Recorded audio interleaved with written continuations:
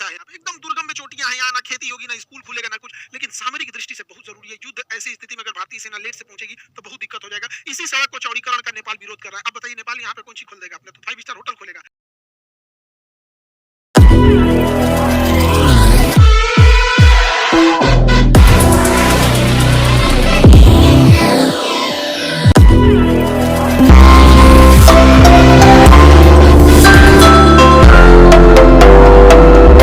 रिश्ते बहुत गहरे हैं। हमारा इंडिया और नेपाल के साथ बॉर्डर जो लगता है, उस बॉर्डर पे वीजा फ्री आ सकते हैं लोग, जा सकते हैं लोग, कभी वीजा नहीं लगता है। तो हम लोग भी नेपाल से आ सकते हैं, नेपाल के लोग भी जा सकते हैं। इंडिया में बहुत सारे नेपाल के सेफ काम करने वाले काम करते हैं। हमारे पास पूरी गोरखा बटालियन है, सेना ऐसी, भारत ने ऐसी कोई युद्ध नहीं जीता है जिसमें हमारे नेपाली भाइयों ने शहादत न दी हुई हो। हमारे भारत में गांव तक में सिक्योरिटी गार्ड में, रात में चौकीदार में, हर जगह नेपाल के लोग भरे हुए हैं। इवन नेपाल को यूज करने के लिए भारत ने सार्क सैटेलाइट दिया था। आज भी नेपाल में जो पेट्रोल जाता है, भारत से पेट्रोलियम जाता है, उसको सप्लाई किया जाता है ट्रकों टैंकरों में भर भर के यहाँ पर। हाँ, थोड़ा सा भारत से क्या चीज है कि नेपाल हमें ज्यादा कुछ बेच नहीं पाता। हालांकि ठंडी के दिन में नेपाल से बहुत लोग कंबल उम्बल बेचने आते हैं। तो भाई बेचो, तुम्हें मना कौन किया? टेक्निकल टेक्नोलॉजी के मामले में नेपाल थोड़ा सा पीछे है, मेडिकल इंडस्ट्री और पीछे, एजुकेशन सिस्टम और पीछे। तो यहाँ थोड़ा नेपाल के लोगों को लगता है आंकड़े देख के कि भैया हम लोग नहीं बेच पा रहे हैं। ये झमेला हम लोग भी झेलते हैं चाइना के साथ। चाइना हम लोग को भर भर के सामान बेच देता है, हम लोग बेच ही नहीं पाते हैं। वैसे ही चाइना, जैसे हम लोग चाइना को देखते हैं व्यापार करने से, नेपाल वाले हम लोग को देखते हैं यार ये भर भर के सामान बेच दे रहे हैं, हम लोग बेच ही नहीं पा रहे। मना थोड़ी किए हम लोग, वास्ते करो। नेपाल को स्टेबल रखने के लिए भारत ने पाम ऑयल नेपाल से इंपोर्ट करने लगा। जबकि देखिए पाम जो होता है ये विश्वतरेखीय वृक्ष मलेशिया वगैरह में होता है। तो नेपाल था मलेशिया से इंपोर्ट करता था और अपने यहाँ बहुत सारे कारखाना लगाया था जिससे पाम से उसके ऑयल निकाला जा सके।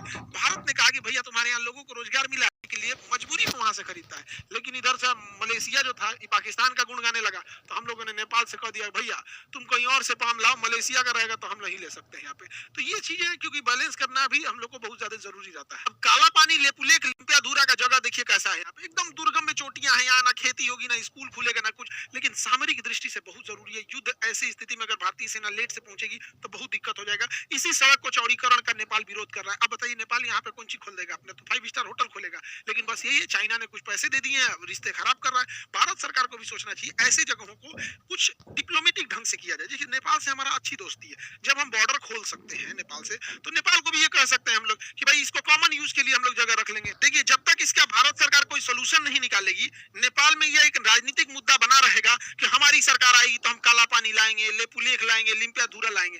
बेटर है कॉमन यूज के लिए रख लीजिए। नेपाल और हमारा इंडिया का अच्छा रिश्ता है, इतना अच्छा रिश्ता है। आप ऐसे समझिए कि नेपाल के जो सेनापति होते हैं ना, वो भारत के भी ऑनरेरी सेनापति होते हैं। जो भारत का सेनापति होता है जब यहाँ शपथ लेता है तो नेपाल जाता है, वो भी वहां का ऑनरेरी सेनापति लेता है। जब इतना भरोसा है भाई, तो कुछ कॉमन यूज के लिए ले सकते हैं लोग वहां पे। बाकी नेपाल को भी इंडिया से समझना चाहिए कि भाई ऐसा ना हो कि चाइना के चाल में वो भी फंस जाए। और इसमें किसको फायदा हो रहा है? चाइना को फायदा हो रहा है। तो काला पानी वाला जो एरिया है, इसके चौड़ीकरण से लेकर हर चीज को लेकर इंडिया को थोड़ा सा सतर्कता रहने की जरूरत है। बहुत सारे बच्चों को लगता है कि काला पानी तो अंडमान निकोबार को भी बोला जाता था। तो ये उत्तराखंड का लिम्पियाधुरा काला पानी लेपुलेख था। अंडमान निकोबार में एक जेल है जिसको काला पानी, सेलुलर जेल था, वो सेलुलर जेल को काला पानी कहा जाता था। अंडमान निकोबार में भेज देता था। ये इसका एंट्री द्वार था, ये मेन टावर था यहाँ से, और यहाँ से ये सब देखते थे सब इसमें बैरक बना के। और इस ऐसे जो ऐसे गए हैं ये, यहाँ पे बहुत यातनाएं दी जाती थी। ये था आपका सेलुलर जेल, यहाँ पर ही काला पानी की सजा देती थी। एकदम निर्मम तरीके से किया जाता। जेल का नाम था सेलुलर जेल। ऐसी होती थी, 3 मंजिले जेल होते थे यहाँ पे, बीच से ऐसे रास्ते होते थे।